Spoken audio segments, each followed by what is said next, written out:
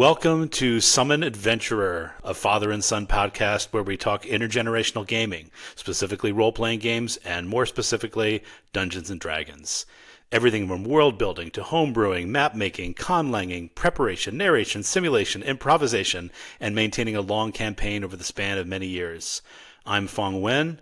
I've been a fiction writer for 22 years and a fantasy gamer for 37 years.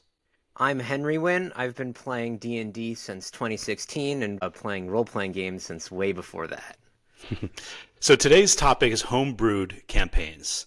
But before we get started thinking about homebrewing new worlds and new rules, Henry, what is your approach to rules in role-playing games in general? Are you strict or are you loose about rules? I think that it really depends on the moment, really. Sometimes I will play very fast and loose with the rules. If there's something cool that I want to happen or something that I want the players to notice, I can ignore the rules for a little bit to allow them to get that opportunity. Other times, though, I will lean on the rules a bit more, especially in parts of the game when the players are trying to bypass an encounter or something. I'll allow them to do it, but I will generally try and lean more towards the rules for things like that. I see. Interesting. For the uninitiated listener, what is the difference between homebrewing and world building? Well, it's a difficult distinction because a lot of homebrewing is, making up your own world. I think, though, that homebrewing also extends to changing things about the system and the rules, and world building is exclusively focusing on creating things in the world.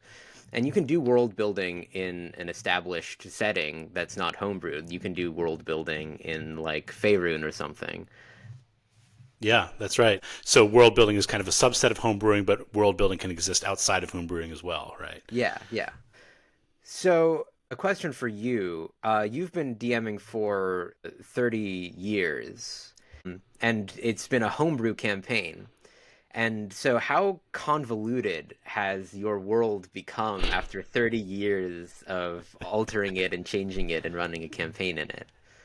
I'll say the world has become extensive to the point that the glossary, which includes names of NPCs as well as places, the names of organizations, plants, flora and fauna and everything else, monsters that are not in the original Monster Manual or Monsters Compendium, since it was second edition, runs nearly 100 pages, just the glossary. And our summary notes are longer than that and single-spaced in these Google Docs. The homebrew rules themselves probably wouldn't take 100 single-spaced pages to explain, but they do vary quite a bit from the original second edition rules. The homebrew rules are mostly a response to perceived absences in the original rule set, so that we had to add things like rules for called shots and rules for different dynamics in combat, such as grappling. I know there are things that you've sort of taken from second edition and moved to fifth edition. Are there things that you would want to take from fifth edition and like homebrew those rules into second edition? Oh, absolutely. Yeah, there's so many things that 5th edition adds that 2nd edition would benefit from. For example, in 2nd edition, you would roll a new initiative every single round. Right. And it slows down everything. It becomes kind of unwieldy. And so in 5th edition, rolling one initiative for combat and then having it be kind of turn-based makes a lot of sense and creates a smoother flow for the combat. So that certainly I would take. I like the bonus actions and reactions. Like you only had an action in second edition D&D. Yeah, it would be hard to list all the things that I think are improvements in fifth edition, but I did keep certain things like slow healing, for example, in my fifth edition campaign, because it didn't make sense to me that you heal all of your hit points for a single long rest. So I recently learned about GNS Theory, which is rather unscientific, but essentially breaks down role playing games into three competing priorities. So there's gamism, narrativism, and simulation. Basically, are you trying to just play a game? Or are you trying to participate in collective storytelling? Or are you trying to evoke the feel of real life in a fantasy environment? It's a little misleading because they're not mutually exclusive, but it makes sense to put our cards on the table right away so the listeners know where we are coming from. So for you, Henry, what ratio of gaming, narration, and simulation is your ideal? I tend to lean more towards narration. It's difficult to say because I think that in situations in which I am doing the gaming aspect of it and the simulation aspect of it, those are both to serve the purpose of the narrative. So Yeah. that's why I think that narrative is the one that I support the most. But also the narrative is there so that people can play the game. So it's sort of lending itself to the gaming aspect. I think simulation probably I do the least of, but that is also important so that the game can actually exist. But I think narrative is my number one. Yeah, for me, I'll give it numbers. I mean, I think that for me, it's about 20, 40, 40. So like 20% gamism, 40% narrativism, 40% simulation. And that's not to say that I think the fact that it is a game that entails rules and so on is unimportant, but rather that if at the end of a session they feel like they've just played another game like a Catan or a Dominion, or it feels like a game, then I feel partly like I haven't been doing my job. And that's not to say that other people should do the same, simply that that's the way I approach it. That if they feel like they've either had an immersive experience, a vicarious experience, a sense that they have been a part of a story and have contributed to that story, then I feel like that is a successful session. Hmm. So, in that vein, is simulation, does that include like playing the characters as they would act in real life? Because that feels like a part of narrative, right?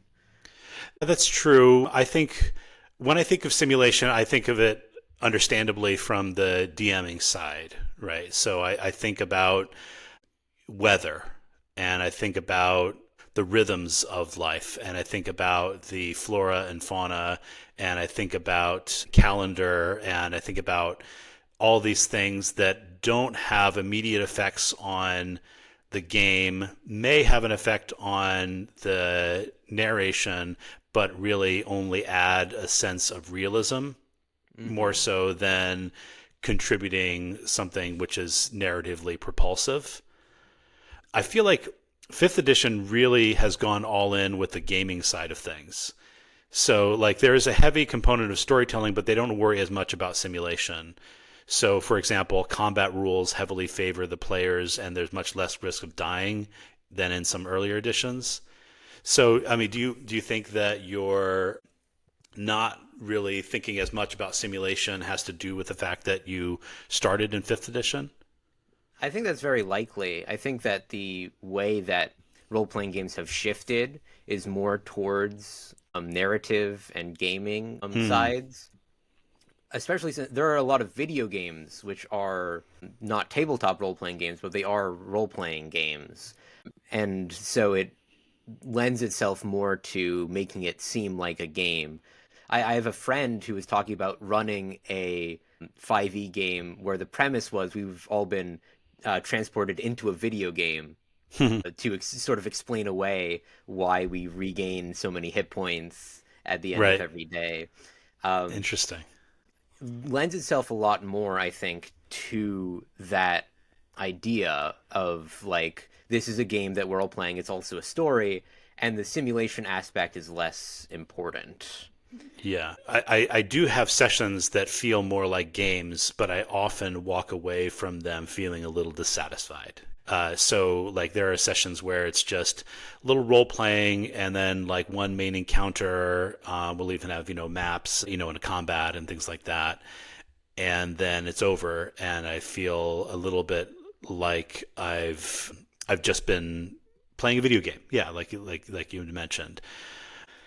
So you mentioned my long run homebrew campaign that started in 1993, and it's so far from the original second edition rules that it's basically unrecognizable to some as D&D. And I mentioned this because you're accustomed to see me playing in a homebrewed game. So when it came to playing D&D on your own, did you start homebrewing right away, or did you start with modules and then move on to homebrewing? The very first time I played D&D, I was the DM, and it was The Lost Mines of Phandelver, which is the starter module for 5th Hmm. edition. Yeah, And I played it. immediately after we finished that sort of section of the adventure, I started homebrewing stuff. I think there's a Hmm. character called like the Black Spider or something. Yeah, I remember the Um, Black Spider. yeah, yeah.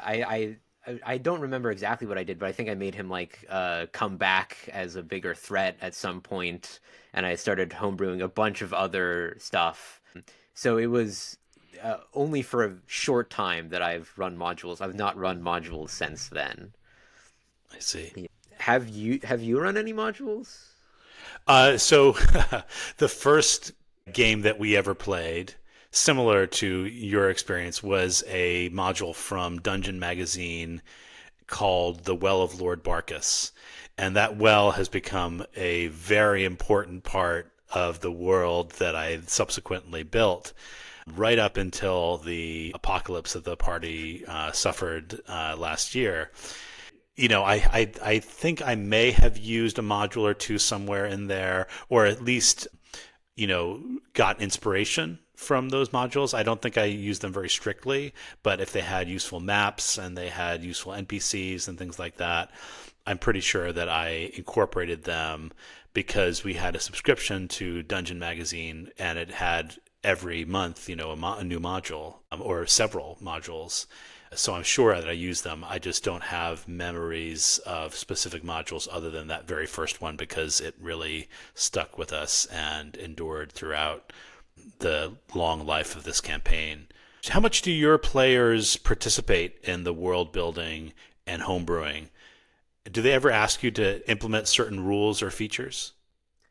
Yeah, oftentimes my players will have this idea that they want and will say like I'm trying to make this work. Is there something that we can do to make this work? It's Mhm. usually some convoluted thing, like if someone's doing like a monk barbarian multi-class, there's a lot of overlap in the abilities that you get from those. Like you get unarmored defense from both of those, and you Mhm. get extra speed from both of those, and so it makes it so that it's hard to synergize well. So sometimes they'll be like, "Can I replace this ability with another ability?" And I'll allow that. Sometimes I will it'll be something like I want something to exist in the world, and that's way easier for me to implement because I can just throw that into the world building. And sometimes I will come up with a homebrew class or subclass and say to my players, "Does anyone want to play this? I want to test it out." Right. And I might get volunteers. Like the Chronomancer. Yes, like the Chronomancer. Yeah, who is the time magician, right? Yes. Well, speaking of time, one reason why people are resistant to homebrewing is time investment, right? It takes a lot of time to create a convincing world, to populate it, to make all the relevant maps and lay out all the possible directions the players could go in, including full-fledged adventures. So, what do you do to economize on time when you homebrew? I feel as though that's one of my biggest failings. I will prioritize some things that seem interesting and really focus on those. And like sometimes I'll spend all of my prep time making a monster stat block. And Hmm. so for the actual session, I'll have to improvise what what they're actually Right. doing. I like to put like fun magic items in shops that the players go Hmm. to. So sometimes I'll spend a whole bunch of time on that and not have a monster stat block prepared, so I'll have to like Google something real quick, and find a stat block online to use. So I think it's a difficult balance to strike. But I will say that if you're having fun, like homebrewing something, then you can make that the focus of what is going on. If you made a bunch of stuff for the shops, then you can have a shopping session. If you made a stat block for a monster, you can have that monster show up and have that be the crux of the session. Yeah. So there are things you can do to Yeah. change that. Well, presumably DMs enjoy prep and world building and so on. And so the time investment shouldn't feel like a sacrifice, right? It should feel like you're doing exactly what you ought to be doing.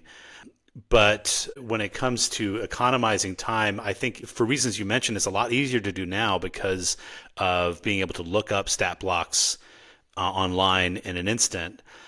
When we used to play sometimes every day and I didn't have time to prep, I would rely a lot on improvisation. Now we'll talk about improvisation at a later show on this podcast, but I feel like the role of improvisation becomes very important when you're playing more frequently or don't have time to prep, or it changes the kinds of prep that you're doing if you know that you're going to be relying a lot on improvisation. And being loose with the rules becomes even more important in such instances. Right? Yeah. What sort of category of homebrew have you done the most of? Like, have you made the most homebrew monsters, homebrew spells, rules, magic items, or something something else?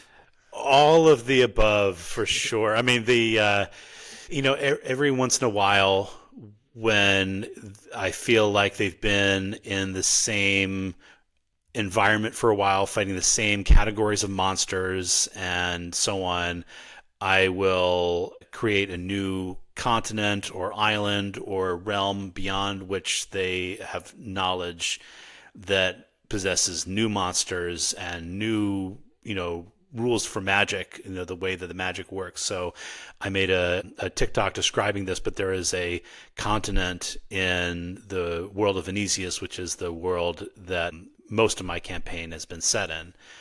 And this continent, the very land is magic. And so the oils that are used for the ink become magical ink. And the ore that is mined from the mountains is magical ore. And so it's a truly abundant magical environment, except that the land doesn't like the humans and humanoids taking materials from the land, and so it fights back. And there are creatures that are manifested from the land, sort of earth elemental types, and so I've really explored in that direction a lot. But that's just one example of where I have had to homebrew not just new creatures, but new items, new magic rules to fit the new environment that they are in. I would say probably of those things, the thing that I do the least of is create new magic items. I certainly have magic items that I've created and have become memorable parts of the game. One of which is a dagger that they discovered early on, that when it hits an enemy successfully, it grows roses out of the wound, and they have thorns on the roses, so it continues to do damage round after round, sort of like a poison might, until they spend a round cutting away at the roses of the dagger. So I just mentioned that one because is one of the ones that stuck with us for 30 years. Yeah. I find that I spend a lot of time making homebrew magic items, but I try to make a few serious ones that are very strong and very memorable, and then I make a lot of very silly ones Nice. that occasionally show up in my campaigns. What are some examples of a silly one? There's mostly immovable rod, so it's like an immovable rod, but it has a 50% chance of not working most of the time, or sometimes it'll move extremely Right. fast when you want it to not Huh. move at all, is one example. What else was there? I had a wild magic sorcerer in a campaign, and I made an item which, when activated, would trigger every single wild magic surge that had happened previously with this wild magic sorcerer. Uh, Sounds like an improv game. Yeah. yeah. So one thing that occurs to me is before the rules were laid down in such concrete ways, I think the rules are better described in fifth edition. There was a lot of interpretation in first and second edition as to what magic items could do. So with the bag of holding, for example, primarily I would say the players use that as a means of travel. So they would all jump in the bag of holding, except for the one character who could fly or could use, had the highest speed or had a steed or something like that if they wanted to get to a place quicker. I'm guessing that that's no longer the case. I'm not looking at the rules currently for the bag of holding, but I'm guessing that in fifth edition they've taken care of things like that. They sort of did. They said so the way it works, I think, is the bag of holding has like 10 minutes of air that you can use, so Okay. you can transport people in it. And a lot of what my players have been doing is they've been like, so one person carries a bag of holding and will occasionally open it to let in air, and then we'll close it again. Right. So But it's if they essentially, forget yeah, or if they they forget, I die, guess they all die. Um, yeah, so that's essentially what my players have been doing to accomplish the same thing. I think it's inevitable interesting. that the interplanar spaces are going to be used for transport, Yeah. even though that's definitely not what they're intended for. So you can still put everybody in the bag of holding and then teleport somewhere with the bag and not have to expend a lot of spell slots with teleport, right? Yes, Interesting. yes. Okay. So that actually translates well to my next question, which is that there's one thing that homebrewing does, which is that entails much more trust of the DM because the rules are not really encoded in the DM's guide or the player's handbook. And I've only played D&D with friends and never with strangers or people I'm meeting for the first time. But I imagine that would be a challenge to do in a homebrewed campaign. Have you ever played a homebrewed campaign with people you just met? I have played in a campaign where I knew the DM for a while, but the other players I had not met before. And and those players also didn't know the DM very well, but we all had a good time. It was a very homebrewed game too. It was extremely homebrewed. The DM had made a bunch of custom classes that all the NPCs had, but it was very fun. We all ended up trusting in the DM to educate everything well, and he did. I think that it might have been more difficult had I not known the DM for as long to believe in it. But I think that if you enter a campaign and the DM heavily homebrews things and then it ends up not being fun, you can just leave if you don't know them very Right. well, right? I forget what I was Googling. I think I was Googling something about the podcast actually, but about D&D, and it gave a suggested search, how do I leave a D&D campaign? Which is just seems Just like walk away. yeah, that's right. I was thinking about playing the Paul Simon song 50 Ways to Leave Your Lover, right? But speaking of trust in DMs, or in this case, trust in players, have you ever allowed players who are like high-level spellcasters to make their own homebrew spells or Yes. work with them? Okay. Yes, absolutely. So, we were 15 when we started to play, so some of the homebrewed spells seem kind of silly in retrospect and very min-maxy, I will say. So, for example, in second edition, a critical hit would do double damage instead of rolling an extra die, right? And one of my players, who the spellcaster, who when he became powerful enough, was so enamored of this double damage thing that he created a spell. The character's name was Artelis. The spell was called Artelis's Double Damage. And it just made every hit do double damage so that when you did a critical hit, it would be 4 times the damage, right? And so that's all the spell did.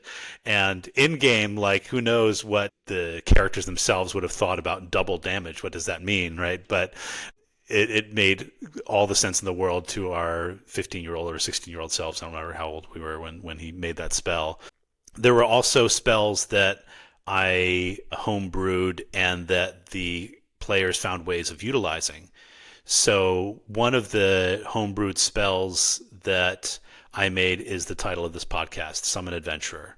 And that led to a whole category of spells called contract summoning spells, in which if you had somebody agree beforehand to be summoned, then you could summon them casting the spell that summon, presumably you could summon someone to appraise gems, or someone to hammer out dents in the armor, or anything like that. But it was used by their nemesis, the conjurer Radicica, as a way of distracting them, of getting them away from working against his own plans and sending them out on wild goose chases. When they're summoned, do they get like transported back after being summoned, or do they have to find their So own they trans- they're summoned, and it's sort of like a geas, right? So like they have to fulfill the terms of the summoning first before they are transported back to their place of origin, and they could be dismissed by dispel good spell or something like that. Especially, well, the paladins could be dismissed by the dispel good spell. So that's something that 5th edition players may not know, is that in 2nd edition spells were reversible, essentially, right? So you had a dispel evil spell, but then you could also reverse it and do dispel good. Let's get more into the rules of homebrewing. So what are some examples of rules that are lacking and need to be supplemented with homebrew rules, and thinking about 5th edition first? There's a lot of things in 5th edition that are just sort of vague or not very well defined. Like mounted combat rules are not fleshed out at all in 5th edition, and so there's a lot of people who've made homebrew for that. I haven't specifically, because none of my players have wanted like a mounted combat build. But that's one example. Yeah. Chases, I think, could use a lot of work in 5th edition. There's like a table in the Dungeon Master's Guide that deals with chases and nothing else in any of the rules. A couple things that I've done is rules for crafting magic items and crafting spells. 5th edition did a bit more with that in one of the supplemental books that they published, Xanathar's Guide, I think. But before that, I had come up with some of my own sort of homebrew things for spell crafting and magic item crafting. The main thing that 5th edition does well is combat things, but even then it needs a couple other things to... Yeah. I was going to say that Xanathar's and Tasha's Cauldron, they kind of overpromise by just talking about everything, right, that they're offering. But I want to say this without being too controversial here. I think combat could be more dynamic in 5th edition. I think it's more dynamic than it is in previous editions. But, think about the way that in Magic the Gathering, for example, every card entails a new spell. There's all kinds of interesting summoning going on.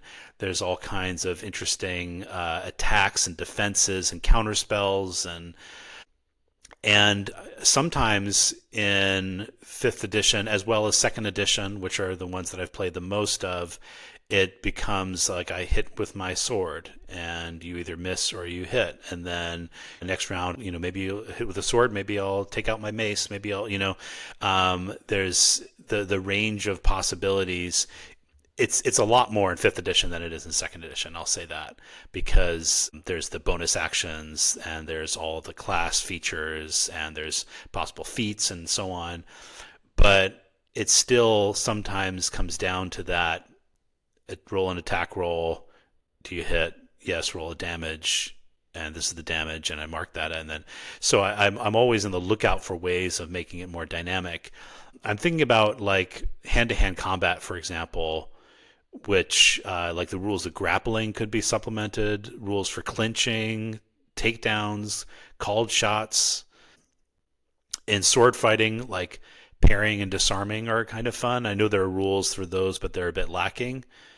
So, how do you make combat more dynamic in lieu of those rules, or what kind of rules do you change or add? I've seen a lot of proposals to make the combat more dynamic in fifth edition.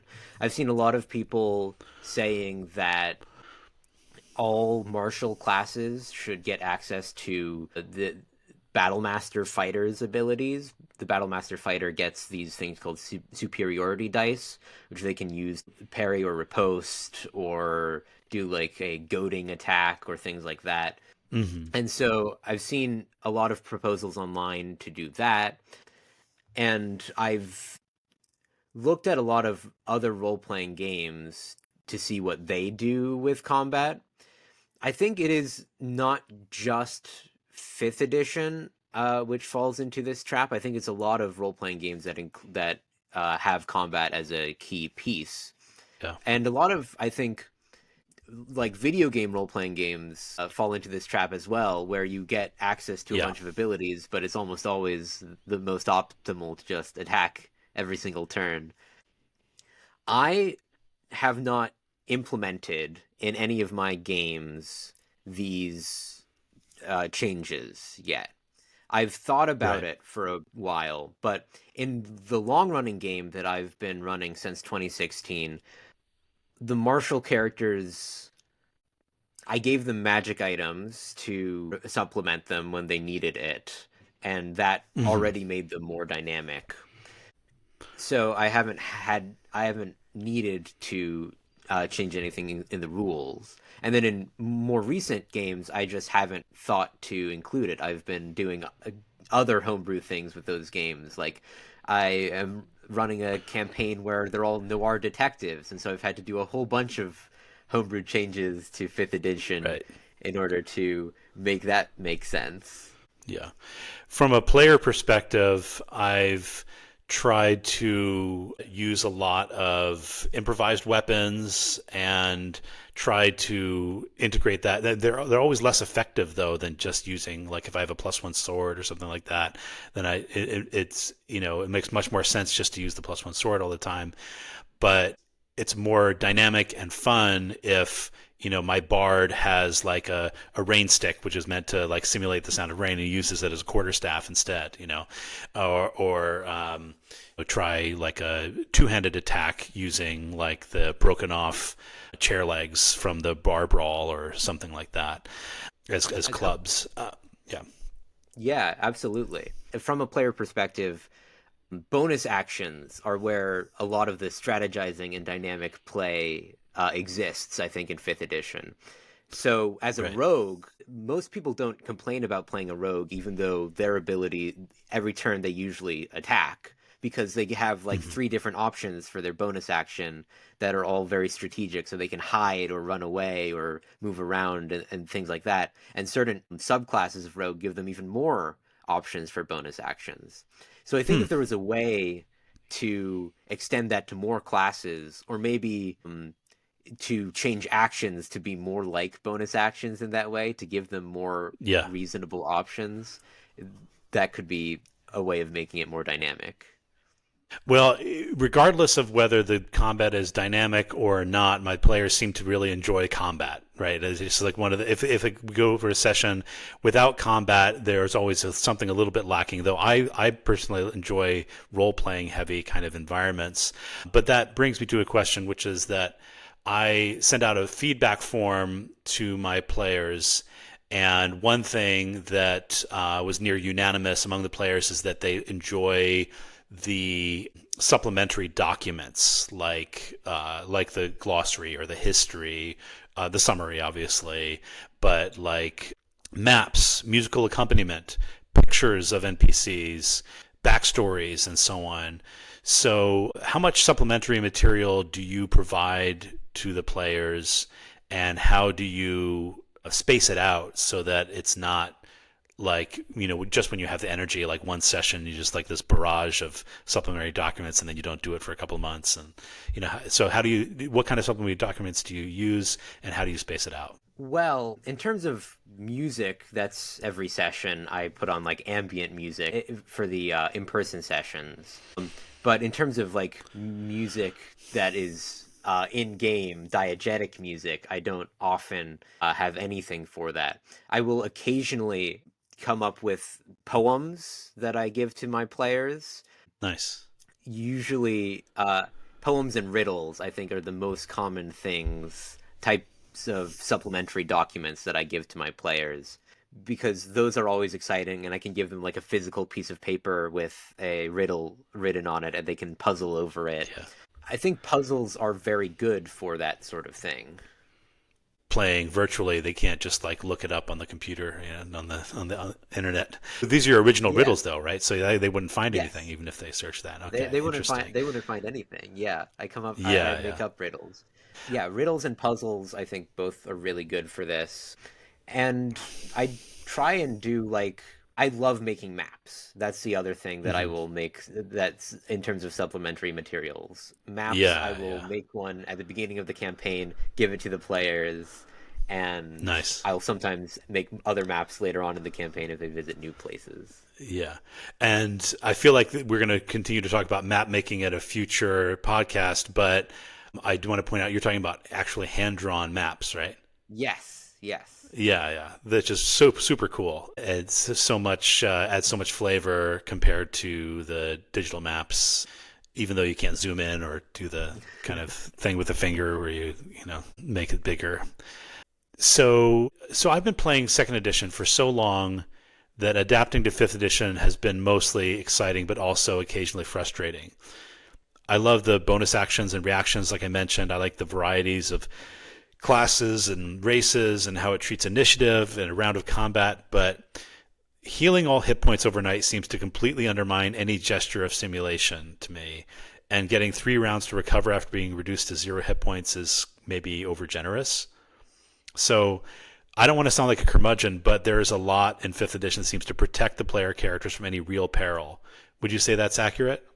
Yeah, I think you have to be trying to kill your players as a DM in order for them to, at least at higher levels, in order for them to be Yeah. in danger of dying. At lower levels, it is more common. At lower levels, a character can, if you have a party of 4 people and there's only one healer, if that person gets knocked unconscious and you're still in the fight, there is a likely chance that they roll enough failures to fully die. I've played in campaigns with just 2 players, with just me and another person as the players. And one time in, I think, 7 campaigns or 6 campaigns, has a player actually died. Hmm. Every other time we've been able to get back. So it is very forgiving in 5th edition. It seems so. But I just wonder about the change in the level of investment, right? I mean, it would seem like if you aren't worried about dying, that an encounter wouldn't be as tense or wouldn't have as much of a sense of conflict to it. Is that right? Or I think that the average encounter in 5th edition, the players are not worried about dying. But I don't think that lowers the stakes necessarily, because I think that if they're fighting a powerful foe, there is a very real fear of them dying. And if a player gets knocked down, they have 3 rounds potentially to die. If they get knocked down and they get hit again, that's an automatic failure of 1 death save. And if they get hit by a melee attack, that's an automatic 2 failures. So one of the things that I do as a DM when they're facing an actual threat that's trying to kill them, a boss or some other villain, that villain will knock a character unconscious and then hit them again. So it's 2 failures for death saves. So it's 1 roll on their turn, which determines whether they live or die. And that wow. immediately raises the stakes for everyone, because it goes from we have 3 rounds to save this person to they might die on their next turn. So that's what you mean by the DM has to try to kill the Yeah. players. Because most of the Um, time you'll be playing enemies and you'll knock a character unconscious and you'll say, okay, now they'll move on to fight the next yeah. character. And so, And the monsters don't have the same privilege, right? The monsters can't like after 3 rounds stabilize and come back. Once they're reduced to zero, they're yeah, dead, right? that's right. Okay. Once they're reduced to zero, they're gone. And it's the same for NPCs. I think that the DMs homebrew this rule in so that certain NPCs and certain monsters will be able to make death saves. But rules as written, they're just dead at zero. Oh, okay. So I have this campaign within a campaign with characters that started as zeroth level. We played at zeroth level for a year and they finally graduated to first level. But I was surprised at zeroth level that the combat encounters, there was very little threat, even at zeroth level when they had like at the most 6 hit points. And so if it's sort of like video games in which if one player is knocked unconscious and any other player can revive them or bring them back, right? Right. And so the only way that they're really under any threat is if there's like a breath weapon or other area of effect attack, which is going to reduce all of them to zero at the same time, right? Right, right. Yeah, I mean, speaking of like monsters, when you homebrew monsters, how do you balance them so that poses a threat to the party, but it isn't necessarily so dangerous that it's an immediate TPK? It feels like a very hard balance to strike. It is a very hard balance. When they were very high level, as I mentioned, there's this campaign within a campaign where they're just very low level. But when they're very high level, especially in second edition, a single roll can make the difference between life or death for the player characters or for the NPCs or for the monsters. And so there have been a number of occasions, it's sort of a running joke in our campaign, where I've sort of built up the power and threat of a formidable enemy only for them to fail their saving throw and be disintegrated in the first round, right? And so in that way, it would be more narratively effective if I were to bend the rules, but it becomes kind of funny after a while when that happens a lot, because it's they can have very good saving throws and still there's always that 5% chance that they roll that critical fail. And so I think the way that I, by necessity, have to balance the encounters so that they present a threat but aren't going to result in a TPK is to have them be sort of not just a single big bad evil guy, but like a group or have an apprentice or have some way of making it so that a single round or a single roll doesn't result in the end of the encounter. So you have to sort of disperse their power over a larger team. So if their adventuring parties are fighting another like equivalent to an adventuring party with people that specialize in different areas, then they have to strategize more. They have to think about, I have to get the healer out of the way, or I have to, make sure that the wizard who has the area of effect spells is taken out first. Yeah, it's a very fun idea. I am surprised I haven't actually implemented it. I've run games with rival adventuring parties, but I don't think I've run Encounter where the adventuring party directly fights another adventuring party.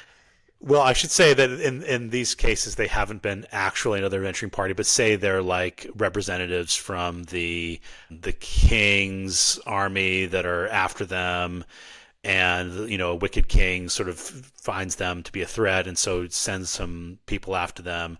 They're kind of an equivalent of an adventuring party. They're not actually adventurers, right? But they Right. may have the same breakdown of a group of healers and a group of spellcasters and a group of warriors and so on. So, by the time this podcast airs, there's going to be a new edition of D&D called D&D 1. What have you heard so far about the new rule system and whether it resolves some of the issues that we're talking about? They've released several playtest materials Wizards of the Coast has about D&D 1 is going to look like. And some of the rules I think are very fun to use. Some of them seem extremely like exhaustion rules that they've introduced seem a lot more fun than in fifth edition, and a lot more streamlined. Unfortunately, I feel like a lot of what they're doing is leaning in the opposite direction that we're talking about, making things more simple and combining several classes and their abilities essentially to make it more streamlined. I see. Um, which is in the opposite direction that we've been talking about. I'm excited to see what it's like. I'm not going to dismiss it Yeah. offhand, but from the playtest materials, I don't know how much they're actually doing to fix what we're talking about. Yeah. And there's something to be said for accessibility over complexity. If one has the energy and the ability to improvise, then even standard combat encounters can feel kinetic and real and fresh if you can describe it in ways that the players can have a feeling of being there. But the problem is that we don't always have that energy in every session, and so that it creates a kind of unevenness unless it's baked into the rules somehow. But what are some things you hope to see in the future from Wizards of the Coast when it comes to D&D, like one D&D or D&D 1 or beyond? I want to see more options. I think always more options is more fun. And so what they've been doing for 5e is really good because every time they release a supplement, it's more options. But eventually they're going to run out of things, right? And abilities to do. And Mm-hmm. Homebrew can supplement the rest of it, but the community of D&D is so vast and lively that they don't need to make more options necessarily because the community will come up with their own homebrew options that they can do. I think that the what Wizards of the Coast should do is try and use those ideas from the community and be open to making their system compatible with the creations that people make it able to fit with those homebrew stuff that people make. Fifth edition is really good about this. Fifth edition is Yeah. extremely simple compared to earlier editions. It's super easy to make a homebrew subclass, for example, in fifth edition. You just look at when a class gets its subclass abilities, and you come up with abilities for those levels. It's super easy. So I think Nice. more of that is Yeah. what Wizards of the Coast should be doing. In addition to making more movies, because the D&D movie was a hell of a lot of It fun. was really good. It was really good. Yeah. Yeah. So once you've spent the time to build a homebrewed world, it's I find hard to let go of. So do you ever have multiple campaigns set in the same homebrewed world? And if so, do they ever encounter one another? I have multiple different experiences with this. I have played it with friends in which what we did was we ran a campaign for a semester. It was one person was DMing, two people were playing. And then after that semester was over, we would run another person would take over as DM and would run a different campaign, different characters, same world.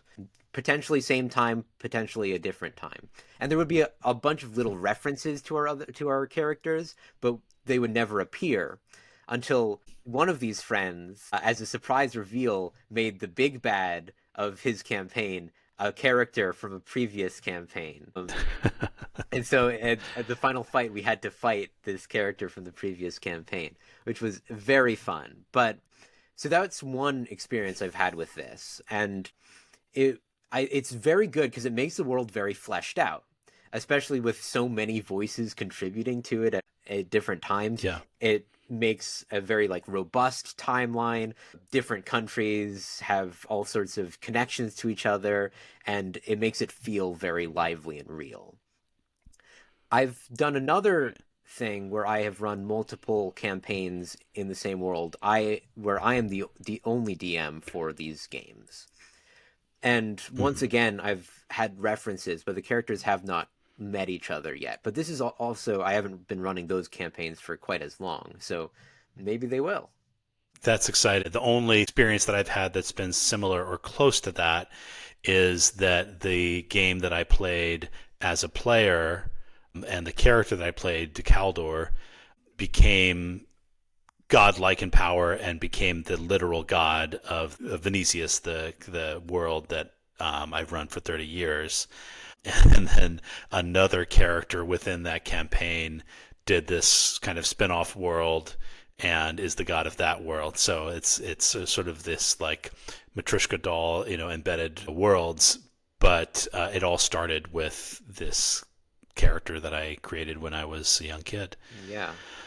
Speaking Um, of speaking of gods and planes and worlds, how much do you use the established D&D lore to, especially the planescape and the gods in your campaigns? I know you've used like Tiamat, but you've also used your own gods.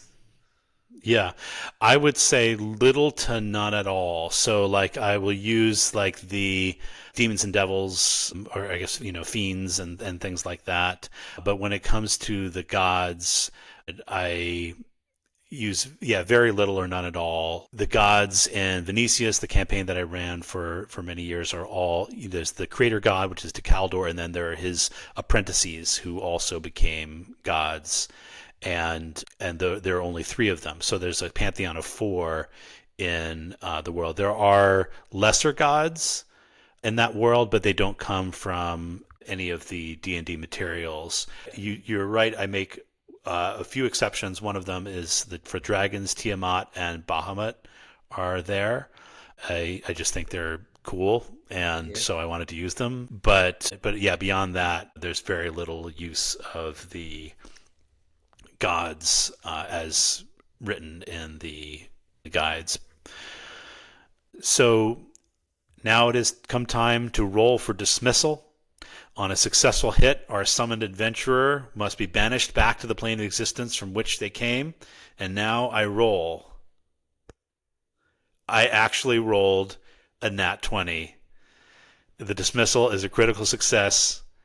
I'm sorry to say we are done for today. So fare thee well until our next adventure.